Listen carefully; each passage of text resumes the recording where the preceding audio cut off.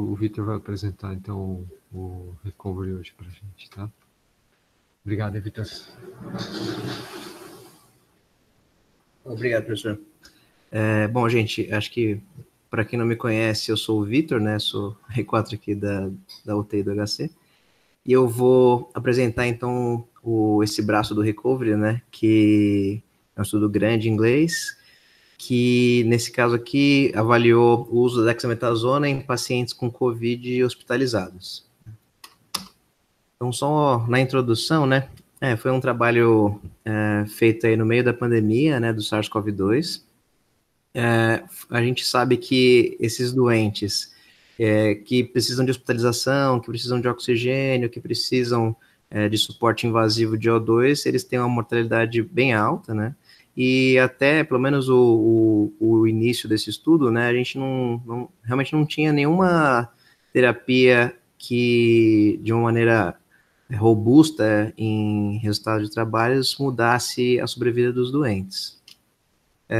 Dentre as hipóteses, né, para explicar por que esses doentes têm as disfunções orgânicas, a lesão inflamatória é uma das principais, né, e tanto que, assim, vários trabalhos avaliaram marcadores inflamatórios nesses doentes, até acabaram surgindo com aquele termo, né, tempestade inflamatória ou tempestade de citocinas, né, como uma das principais hipóteses para o problema desses doentes, né. E além disso, né, por ser uma infecção respiratória, né, a gente até inclui ela no contexto de SARA, ou então de síndrome respiratória aguda grave, sempre tem acho que um ímpeto de estudar corticoide nesses doentes, e tem um debate, né, já tem trabalho que evidenciou benefício, né, em doentes com SARA genérico, tem trabalhos que evidenciam talvez um possível malefício, né, ainda mais em pneumonias virais, então existe um debate e acho que é algo que precisa ser avaliado mesmo. Nesse ponto, eu queria fazer só uma digressão rápida, só para falar um pouco dessa parte da tempestade inflamatória. O que acontece, né, eu acho que isso foi um termo que acabou se popularizando bastante, assim, até acho que mídia leiga, inclusive, né, e eu acho que, assim, talvez valha a pena, acho que como tudo que a gente costuma fazer aqui nas discussões, ter um pouco mais de dúvida com relação a esse contexto.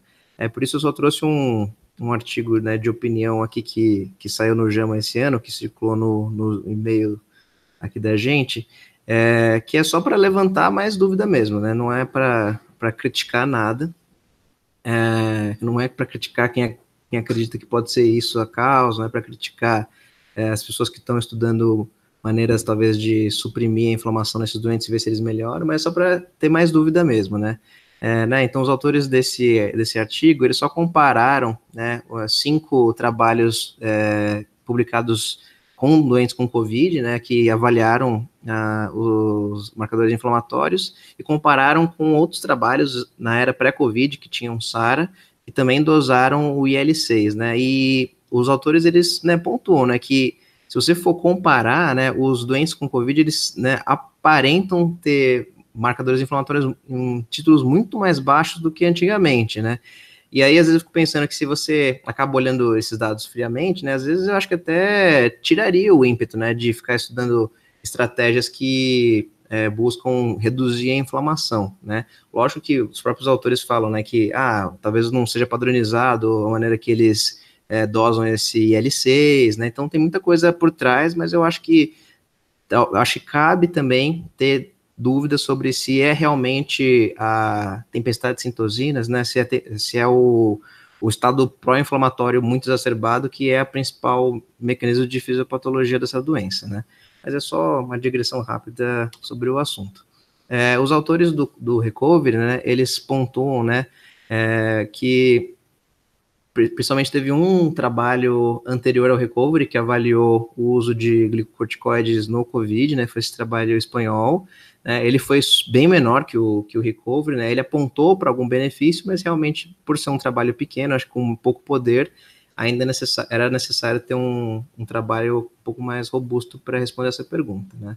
Então, o objetivo do recovery, principalmente no braço dexametasona, era avaliar os efeitos da dexametasona sobre a mortalidade de doentes com Covid-19, tá?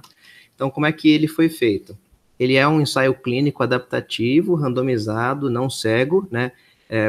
Hoje, né, por ser um journal club, a gente vai talvez focar um pouco mais na metodologia do que outras apresentações. E a gente vai, talvez vale a pena falar um pouco mais sobre ensaios clínicos adaptativos, né? Mas então ele foi adaptativo. Ele foi um trabalho bem grande que, na verdade, avaliou várias intervenções. Então, a dexametasona é só uma das intervenções que ele avaliou, né? E aqui é o que a gente vai conversar. Foi feito em 176 centros lá no Reino Unido, né, de março a junho, né? Junho encerrou o recrutamento para o braço dexametasona. Foi feita uma randomização 2:1, e a coleta de dados basais dos doentes e a própria randomização era feita via website para facilitar o recrutamento, a adesão ao estudo. Então, os pacientes incluídos nesse trabalho, então, eram doentes internados com infecção suspeita, não era necessário ser confirmado, e sem uma contraindicação ao uso do glicocorticoide, e essa contraindicação podia ser algo subjetivo, optado pelo médico assistente do paciente. Então, eram critérios bem abrangentes, né? Eles inclusive incluíam gestante, crianças, que na verdade não era a proposta inicial, mas eles incluíram depois de uma adaptação do protocolo. Então, era um estudo bem abrangente. A intervenção era a dexametasona na dose de 6 miligramas uma vez ao dia, podia ser tanto enteral quanto parenteral, uma duração de 10 dias, ou, se o doente tivesse alta hospitalar, o tratamento era interrompido. No caso das gestantes, eles optaram por dar a prednisona na dose de 40 miligramas dia, se a via enteral tivesse disponível, ou hidrocortisona na dose de 80 miligramas 2 vezes ao dia parenteral, se fosse a única via disponível. O controle era em cuidado usual, e isso não foi especificado, né, no trabalho, né, era bem baseado no que os médicos assistentes costumavam fazer nos próprios pacientes, não era protocolado nada.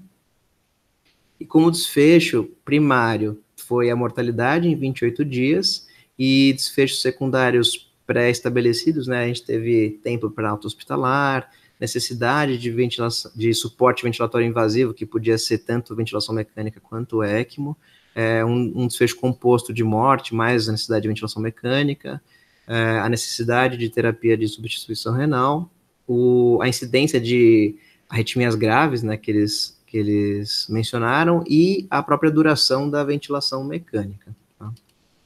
Análise estatística aqui. Então, por ser um trabalho, um trial adaptativo, e além disso, né, pela justificativa dos autores, deles não terem, né, uma estimativa muito boa da mortalidade basal desses doentes, né, no grupo controle, eles começaram com uma estimativa de que no grupo controle a mortalidade dos doentes incluídos nos trabalhos seria em torno de 20%, e que queriam avaliar se tinha uma redução de risco relativo de até 20% com a intervenção. E com isso, para ter um poder de 90% com um P de 0,01 bicaudal, a amostra calculada inicialmente seria de 2.000 doentes para a intervenção e 4.000 para o controle. Eles fizeram análises interinas, né, que era programada mais ou menos a cada 2 semanas, e eles foram vendo que realmente a mortalidade do grupo controle era próxima disso, então eles mantiveram essa proposta de N, e quando eles atingiram esse N, eles interromperam o recrutamento. Todas as análises foram feitas por intenção de tratar, tá? Os desfechos que eram tempo para evento, né, normalmente mortalidade ou tempo para alta, eles usaram a regressão de Cox, tá? E um dado que eu acho que vale a pena comentar é que os dados faltantes, eles computavam como se, por exemplo, no caso da mortalidade, eles computavam como se o doente estivesse vivo em 28 dias se eles não tivessem o dado. Assim, eu acho que, cegamente, eu acho que às vezes é passível a crítica, porque eu acho que você acaba, talvez superestimando a magnitude de efeito. Mas, assim, na minha cabeça, talvez faça sentido você fazer esse tipo de extrapolação, porque no, né, desenho do estudo, talvez no como funciona o sistema de saúde lá no Reino Unido, eu acho que talvez dados faltantes sejam mais prováveis de ser realmente por pacientes que sobreviveram do que por doentes que morreram, já que acho que o registro de óbito seja algo mais acessível, tá? Mas essa é a minha impressão mesmo. Além disso, então, voltando à metodologia, para avaliar a necessidade de suporte ventilatório invasivo, eles usaram essa regressão log binomial. Eles fizeram algumas análises estratificadas, tá? Em uma das análises interinas, eles viram que tinha um leve desbalanço entre os grupos, né? Sendo que o grupo dexametasona, ele era um pouco mais velho. Então, eles optaram por fazer essa análise estratificada por idade, justamente para ver se a diferença entre os grupos permanecia. E essa não era estratificado entre todas as décadas de vida, era só para avaliar as pessoas mais idosas, então era uma parcela até 70 anos, de 70 a 79 e acima de 80, tá? E outras análises estratificadas, eles fizeram estratificação por sexo, por nível de suporte ventilatório, dias de sintomas e uma mortalidade predita, tá? Então vamos para os resultados que acho que a maioria já deve ter visto, né? Então, no estudo, eles acabaram incluindo 11 mil doentes, né, um estudo super grande, né? Após algumas exclusões, eles acabaram com 9.355 doentes, e esses foram incluídos em todos os grupos de intervenções /controle que eles tiveram no trabalho, né? Se você pegar só com relação à DEXA e o controle, foram 6.425 doentes, sendo que 2.104 foram para o grupo DEXA e 4.321 foi o grupo controle. Aqui, as características basais dos dois grupos, né? Acho que as pessoas viram, né, que foi um estudo que viu mais doentes um pouco mais velhos, né, em torno de 65, que parece ser a maior parte dos doentes mesmo, que ficam hospitalizados por essa doença. Foi um predomínio de homens, né, acho que 2/3 quase do trabalho foi em homens. E eu acho que duas coisas que eu queria ressaltar aqui, que me chamaram a atenção, foi a questão de você estratificando os doentes pela idade e pelo grau de suporte ventilatório. Aqui, nessa tabela, você vê que os doentes que precisaram de um suporte invasivo, eles tendiam a ser um pouco mais jovens que os doentes que não tinham suporte invasivo. E, assim, eu acho que se você olhar isso, talvez meio rápido, pode parecer que eram doentes menos graves, mas a minha impressão também é que talvez, né, considerando o sistema de saúde inglês, eu acho que talvez os doentes mais idosos, eles fossem, assim, que tivessem muito doentes, eu acho que eles pensavam duas vezes antes de colocar num suporte invasivo, talvez priorizando outras coisas que não, sei lá, uma sobrevida a qualquer custo, talvez qualidade de vida. Então, acho que talvez eles tenham essa análise de benefício talvez mais definida, e por isso que teve os pacientes tinha pacientes mais jovens em suporte invasivo. Essa é a minha impressão.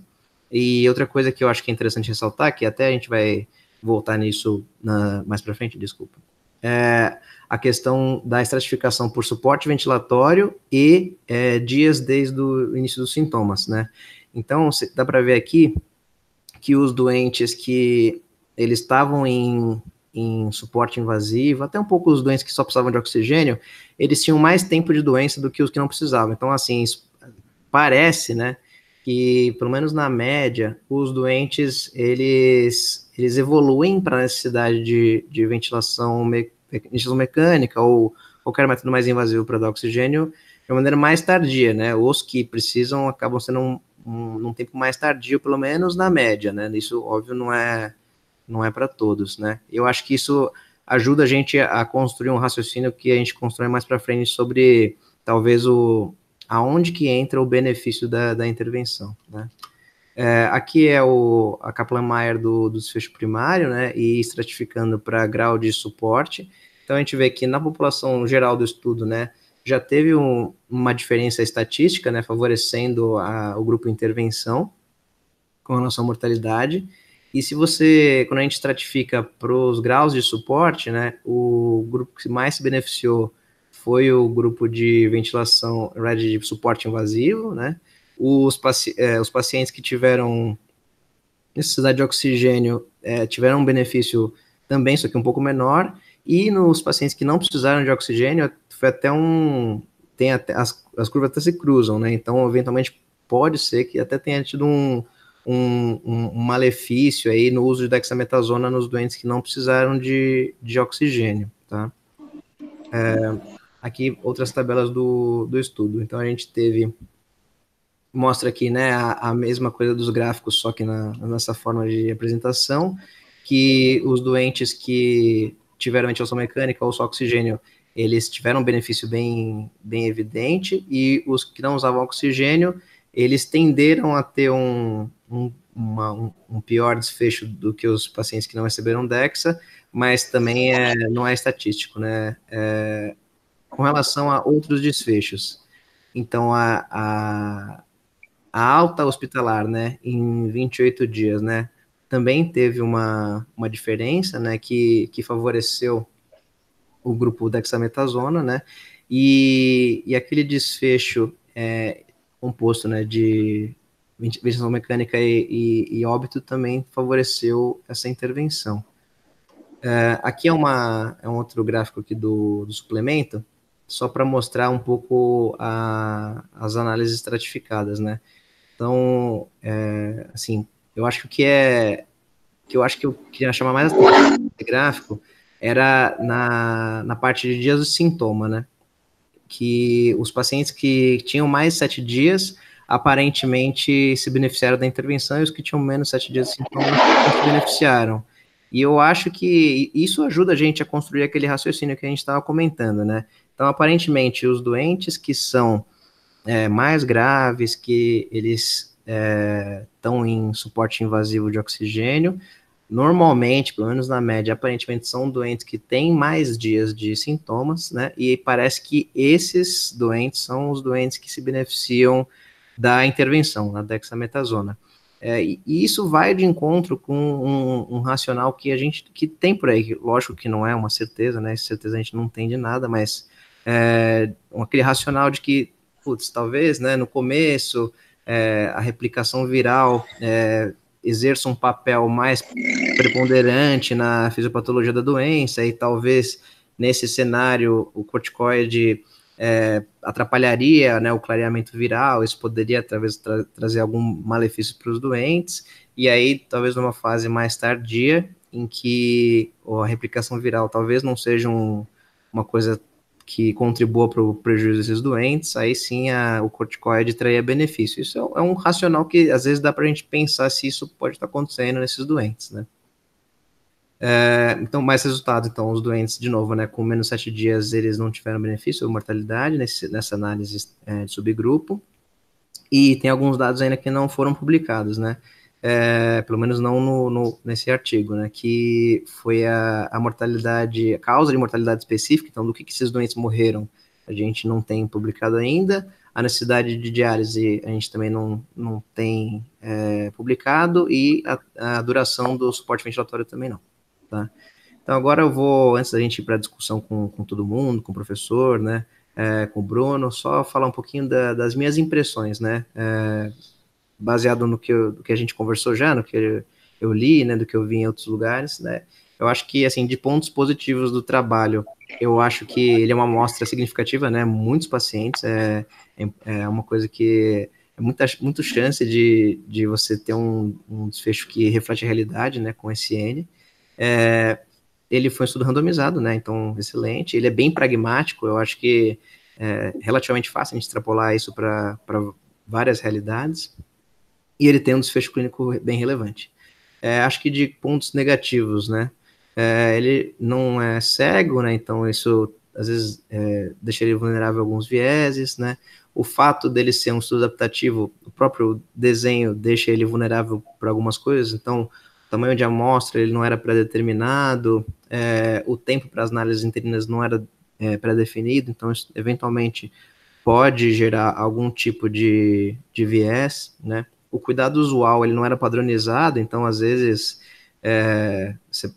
tem gente que pode falar que essa diferença entre os grupos às vezes poderia ser por uma prática que não se concorda no grupo controle, por exemplo. Não dá para saber como é que esses doentes foram cuidados, mas enfim. E outra coisa é que a mortalidade tardia não foi avaliada, né? Mais tardia, né? Então acho que assim dá para gerar também a interrogação de que talvez, vamos supor, em 28 dias os doentes eles estavam vivos, só que assim eles já estavam internados na UTI, com todas as complicações do doente crítico crônico, eventualmente a dexametasona pudesse ter algum impacto negativo nesse grupo de doentes e que a gente não teria visto só em 28 dias. Mas isso acho que são críticas que talvez não atrapalhem realmente o ponto principal do estudo, né? Mas é isso aí que eu tinha para falar. Obrigado, gente.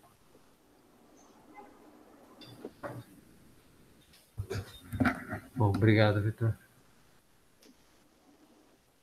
Bom, gente, então, comentários aí, né? O que vocês pensam sobre isso tudo?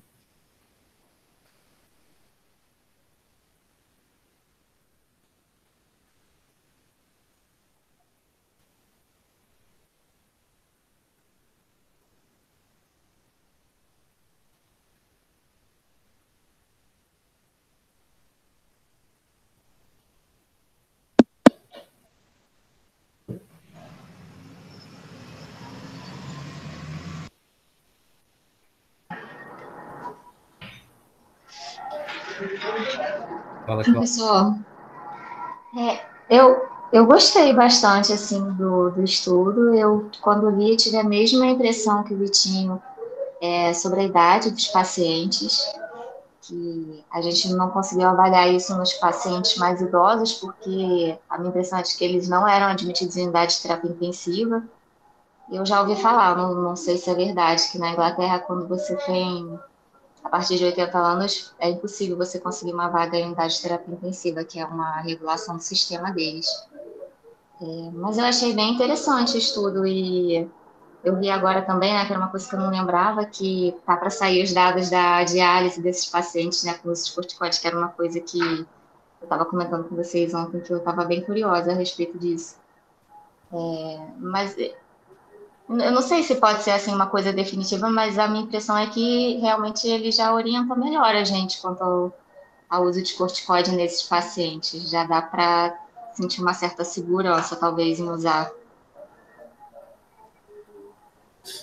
Perfeito, perfeito.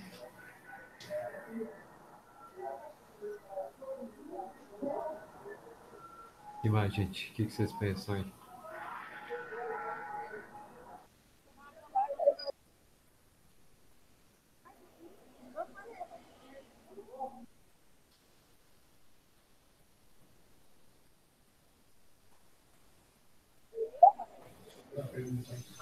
Diga, Renato.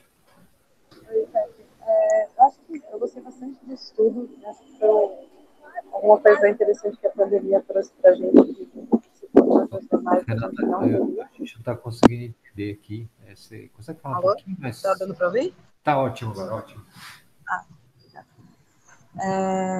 Eu acho que é uma circunstância meio fantástica assim que a pandemia trouxe para a gente, né, com esse estudo. Quando é que a gente consegue tanto paciente assim tendo uma patologia, né, causada pelo mesmo agente? A gente não consegue geralmente ter estudos desse tamanho, e quando a gente tem, a gente faz mais com síndromes, né, pacientes com sepsis, pacientes com AIDS, e aí a possibilidade de ter um número tão grande de pacientes com...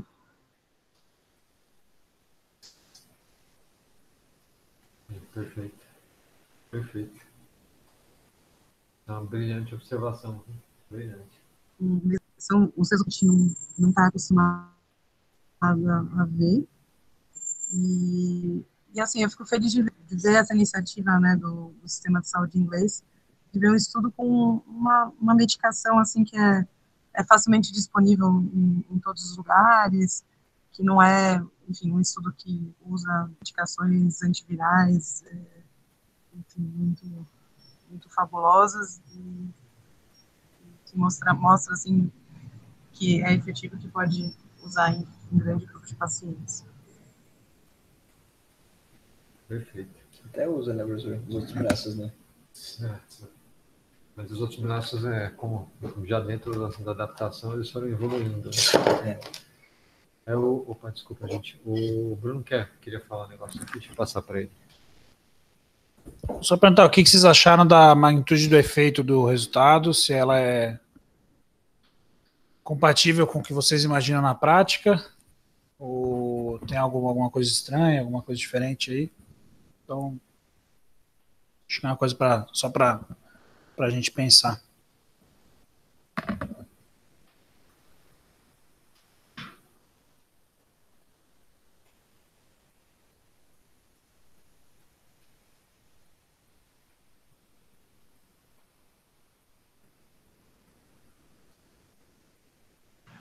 Bruno, a Renata de novo.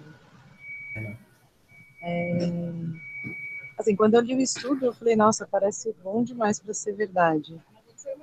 Porque realmente acho que a gente não está acostumado a ver intervenções que tenham essa magnitude. Mas com um N tão grande, eu não sei, eu acho que dá uma sensação de que tem uma robustez sim, sabe?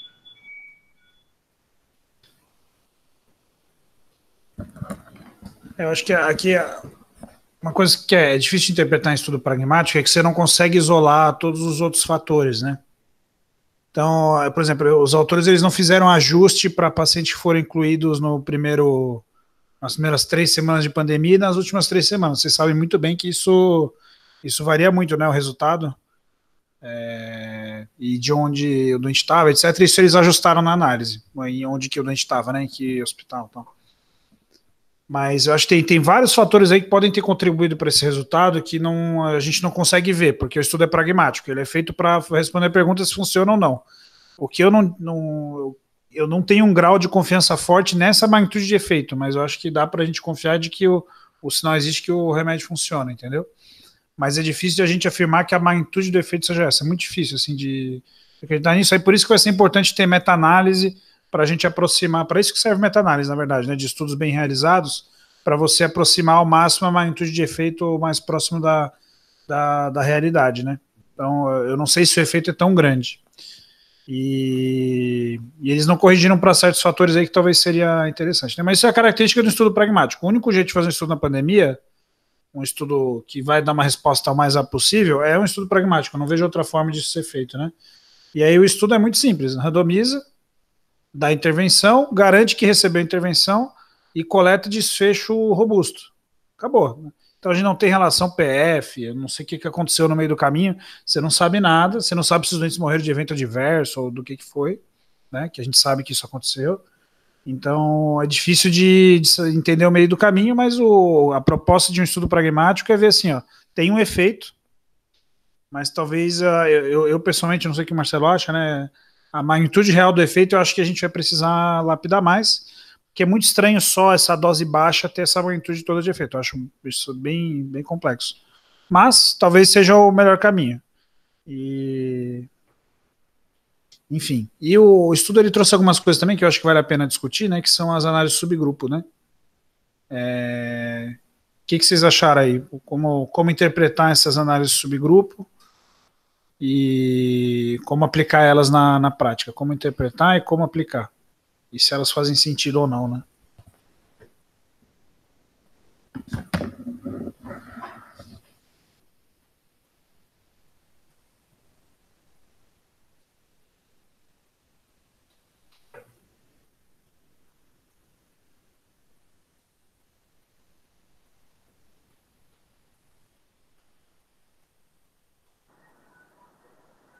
Tem como voltar o slide do subgrupo? Aqui, outro slide. Apresenta também. Só voltar. É esse, Cláudia? É um doce.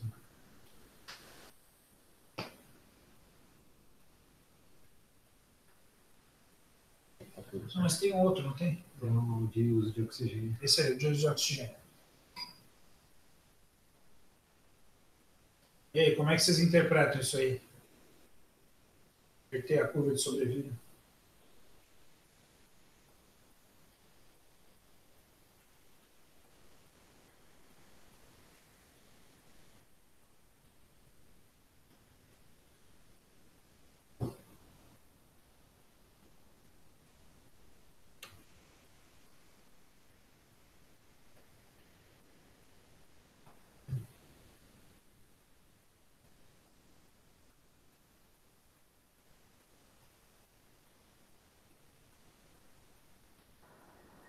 Ó, Certo.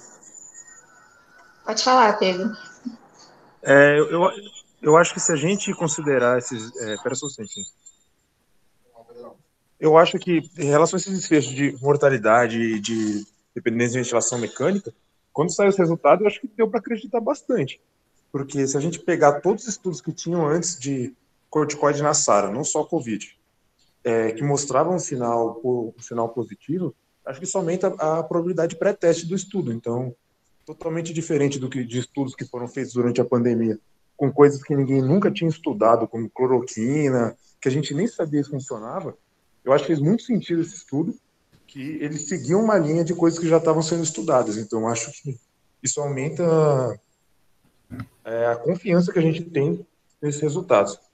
E nessa tabela aí, no quadrado D aí, em relação à oxigenoterapia, a paciente está sem oxigênio, eu acho que talvez tenha alguma relação com os pacientes que ainda, se realmente tiver um sentido na replicação viral, talvez seja por isso, talvez uma fase precoce não faça sentido.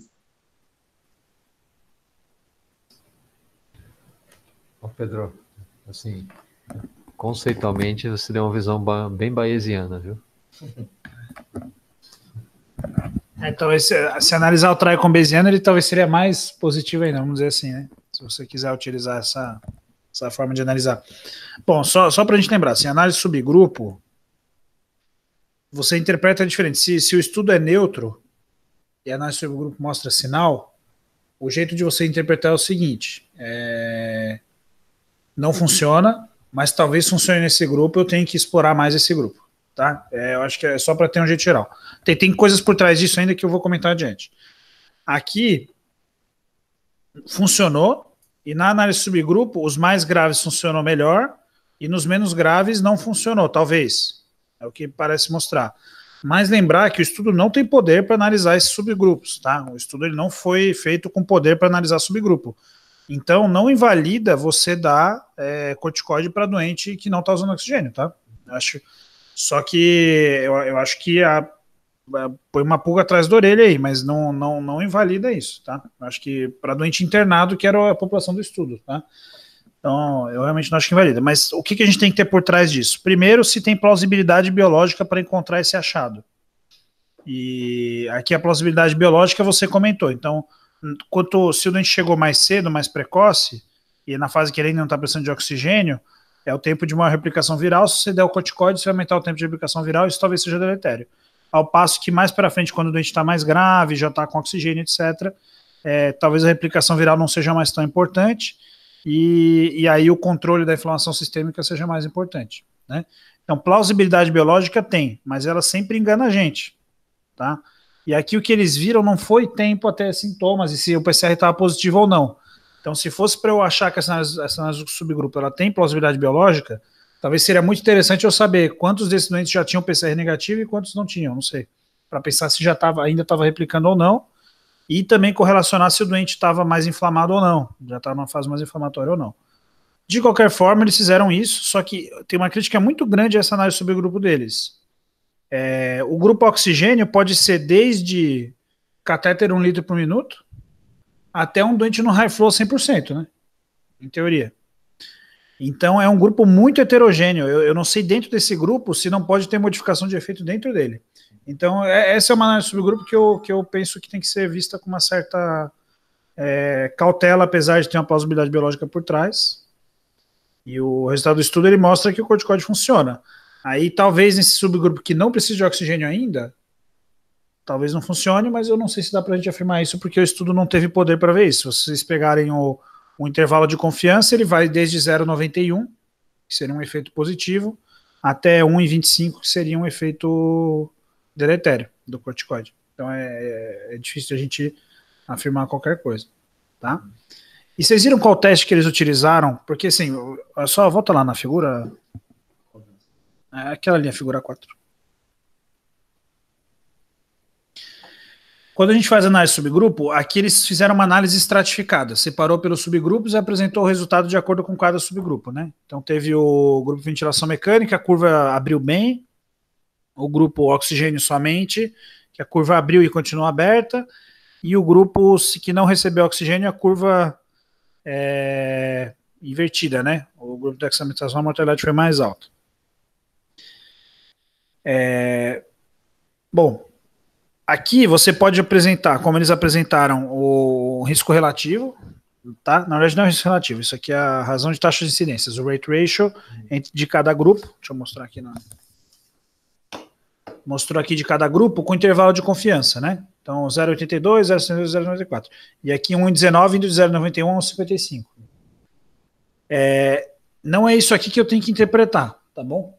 Eu tenho que sempre ter um teste de interação. E aí o teste de interação que eles fizeram aqui, como eram 3 grupos sequencialmente de gravidade de gravidade maior, o teste que eles usaram foi um teste quadrado de tendência, que é um dos testes que você pode utilizar, e o teste quadrado de tendência mostrou que realmente tem uma tendência de aumento progressivo do benefício de acordo com a gravidade do paciente, usando esse conceito, né? Tá? Mas isso aqui é muito... não é refinado, né, esse conceito aqui, oxigênio, ventilação ou não oxigênio, né? Uma coisa meio bruta, teria todo um caminho aí pelo meio que a gente poderia refinar melhor, mas de novo, é um estudo pragmático, é o que eles conseguiram fazer, né? E tá ótimo, eles entregaram ciência no meio da pandemia aí, né? Bom, gente, só acho que tem algumas coisas que são importantes, acho que para o recovery, que a gente precisa, assim, primeiro pensar de onde isso veio, né? Isso veio do sistema de saúde que a gente pode dizer que é único. E digo assim, único em vários sentidos, mas o que eu estou falando de único, que ele funciona todo integrado. É um serviço público do Reino Unido, né? E então assim, não é que assim o doente foi tratado no hospital, teve alta e se perdeu na vida, como isso pode acontecer facilmente aqui no nosso meio. Não, se o doente ele teve algum problema, ele voltou, seja lá para onde for, ele foi localizado. Isso é uma coisa acho que bem importante. E foi um estudo que ele foi desenhado com a ideia realmente de custo-efetividade, provavelmente, né? Foi assim, o custo já nasceu da ideia da pandemia, você não vai ter que ficar analisando quantas libras você gastou aqui, gastou ali, não. Você vai usar uma droga barata e ver qual que é o efeito dela. Claro que as outras drogas que eles usaram, eles testaram tocilizumab, testaram a azitromicina, testaram a cloroquina, e o lopinavir, né? E o plasma também, isso aí. É claro, assim, a gente vai, logo deve ter resultado dos outros também, mas assim, num esquema adaptativo, o que cresceu foi o que realmente teve aí o impacto desde o começo.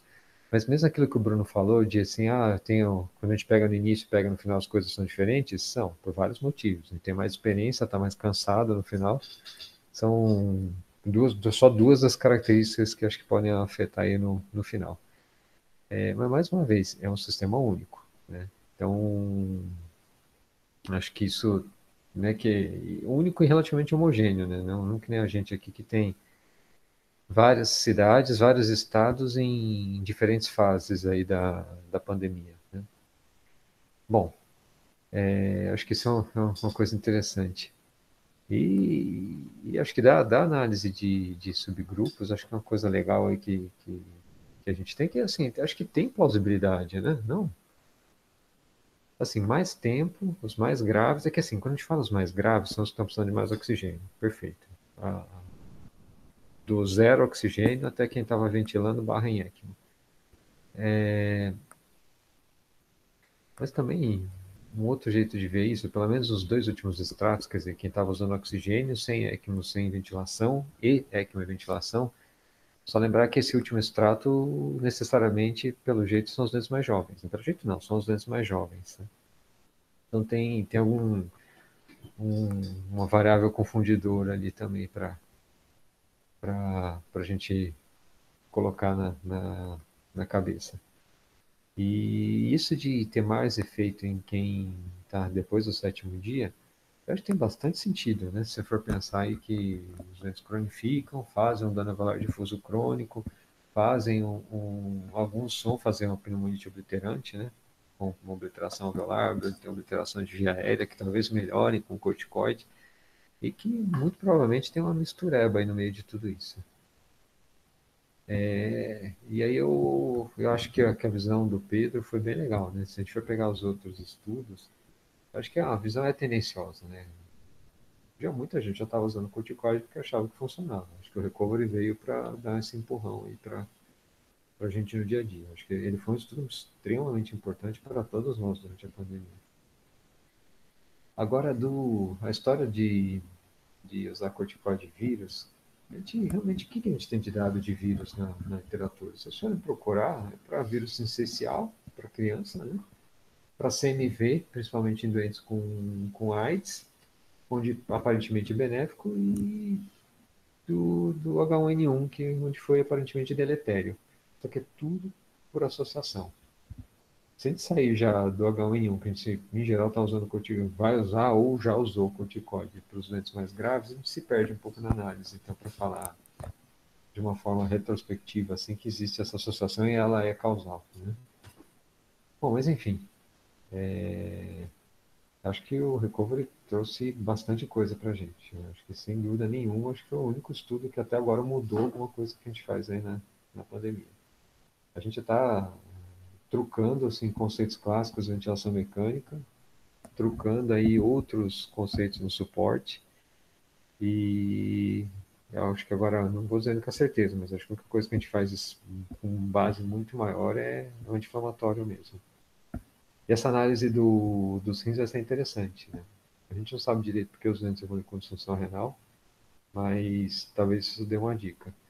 Assim como já deu a dica, né? Assim, você dá corticoide precoce pode não ser tão bom quanto você dá tardio. Então, talvez a própria doença, lesão pulmonar por um vírus ou qualquer outro agente, ela tem um componente realmente da presença do micro-organismo e depois do que o organismo faz em reação ao micro-organismo.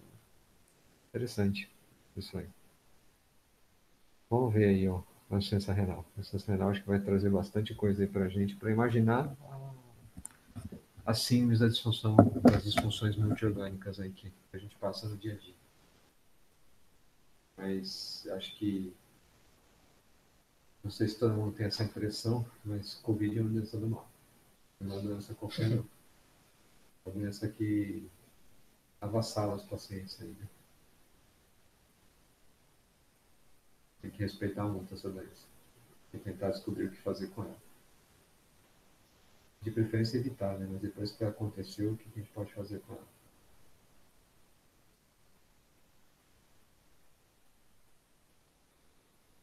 Bom, gente, vocês têm alguma coisa? O Bruno? Fala mais alguma coisa aí?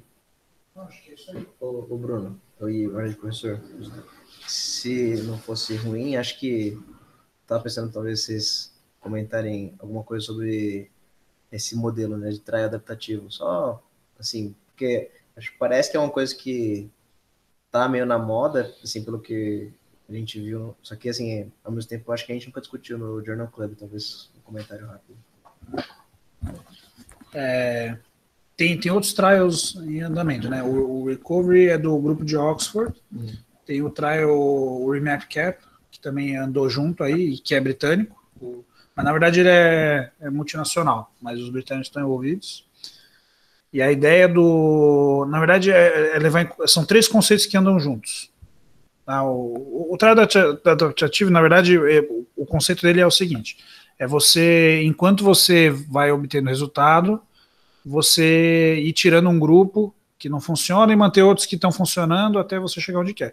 E ele é muito focado, aqui eles não fizeram assim, mas o desenho do trabalho adaptativo ele é muito focado junto com estatística bayesiana, porque você vai usando as probabilidades e com o tempo você vai vendo, putz, a probabilidade desse braço dar certo está sendo cada vez maior, você começa a incluir cada vez mais doente naquele braço até que você tenha uma certeza de que aquele braço funciona.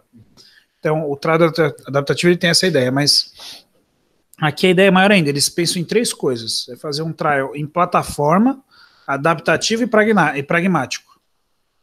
Então você leva em conta essas 3 coisas. Por que o adaptativo? Porque você tem vários braços para tratar uma mesma doença. E aí conforme um braço vai dando certo ou errado, você vai tirando ele e botando outro, né? Então isso é uma coisa para ter em mente. E foi o que eles fizeram aqui, eles tinham 6, 7 intervenções para testar, então ele sendo adaptativo, ele tem um grupo controle grandão lá, que é o maior, por isso que aqui a randomização era 2:1 também, né? E tem vários grupos de intervenção separados para serem comparados. Em plataforma, a ideia da plataforma é você tem uma condição clínica relativamente homogênea, você pode ser randomizado para qualquer braço do estudo. Em vez de você ter vários trabalhos, em vez de ter 6 estudos, você tem um só com vários braços, né? E aí por isso que as coisas se juntam, né? E por que pragmático? Porque aqui o foco é ver desfecho robusto, não é fazer nada mais. Então, num trial pragmático, você não quer ver a parte do meio. Você quer garantir que recebeu a intervenção e você quer ver o resultado final e acabou. Você não vai conseguir ver bem o meio do caminho, mas com isso você consegue ter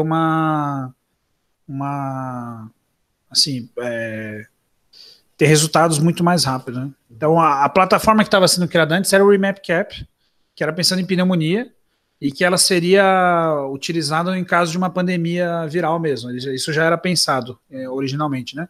Mas, por exemplo, a gente poderia ter um estudo em plataforma de sepse. Então, todo paciente chega com sepse, você estuda quanto de fluido tem que dar, você randomiza ele lá para vários braços. Aí você estuda o fluido, estuda o vasopressor precoce, estuda não sei o quê. Faz todo sentido a gente partir para isso, né? Em vez de ficar fazendo cada vez um estudo diferente para responder uma pergunta, né? Então, você tem um conjunto de perguntas e você consegue responder elas muito mais rápido dessa forma, né? Então, não sei, Marcelo, se tem algo... A ideia do adaptativo é essa, que você ao longo do tempo você vê, puta, esse braço aqui só tá dando errado, ou tá morrendo mais, ou tá sendo fútil, esse braço cai, porque os doentes novos que vão chegar, eu vou randomizar para os braços que parece que tem algum sinal, entendeu? E assim você aumenta a eficiência do desenho do estudo. Eu acho que o adaptativo permite você lapidar a sua pergunta também, né? Então, aqui você saiu do nada, falar, vão dar 6 miligramas de dexametasona. Por quê? Porque 6, sei lá, vão dar 6. E daqui a pouco, por que não 10? Aí você vem com 10. Você vai lapidando a sua pergunta, o jeito de responder a sua pergunta. Acho que está entrando numa era um pouco mais flexível e prática, né? Só a contraposição, né? A gente teve um monte de registro e um monte de estudo observacional que não vão servir para nada. Para nada. Todos eles são passivos de crítica. Você pode até olhar lá, não, ele fez um ajuste legal, interessante, gerador de hipótese e tal, mas saiu muito ponto de vista, né? Falando assim, o que era o ideal? Era ter incluído os doentes em registros que tivessem trials rolando. Aí todo doente que pingou lá, a gente ia ter a resposta para isso em um mês, né? Se todo lugar fizesse isso, né? Então demorou muito mais porque a gente ficou nos registros observacionais sem intervenção, né? Ou pior, né? Fazendo intervenção sem participar de estudo, né? Que eu acho que eticamente é muito complicado, mas acaba sendo aceito, né, no meio médico, questão de autonomia e tal do médico. Mas, enfim, acho que o que esse estudo e essa plataforma mostra é isso, né? Que dá, primeiro assim, e outra coisa que o estudo mostra é que dá para fazer estudo desse jeito, né? E tirar conclusões, né? Acho que isso o próprio estudo ele é uma prova de conceito de que a estratégia dá certo o que ela se propõe, né? No contexto de pandemia, né? Eu só imagino que quando na história pelo menos da medicina intensiva, a gente teve um estudo feito em 4 para 5 meses com 3.000 pacientes e com tanto impacto, acho que na prática do dia a dia. Brilhante. E aqui a gente vai ter novidade em breve. Vai ter um estudo aí que o primeiro autor é o Bruno Tomazini, estamos esperando sair. O Codex vai sair logo, e aí a gente vai, eu também não sei os resultados, vamos ver se os resultados vão ser alinhados com o Recover, né? O N vai ser muito menor, vai ter uns 300 pacientes mais ou menos no Codex, então não sei.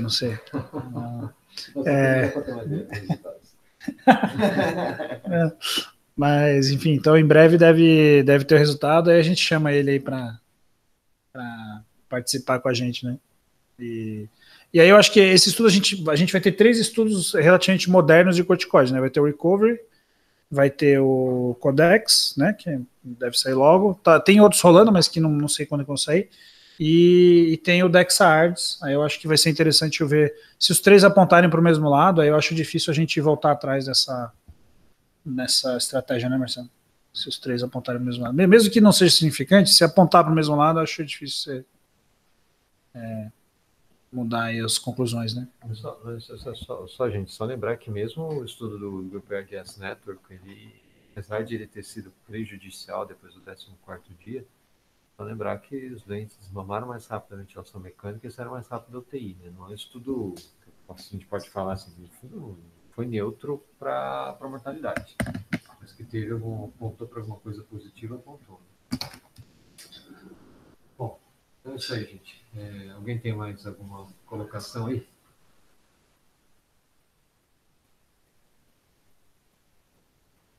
Então, bom apetite para todos vocês aí. Até amanhã. Tchau, tchau.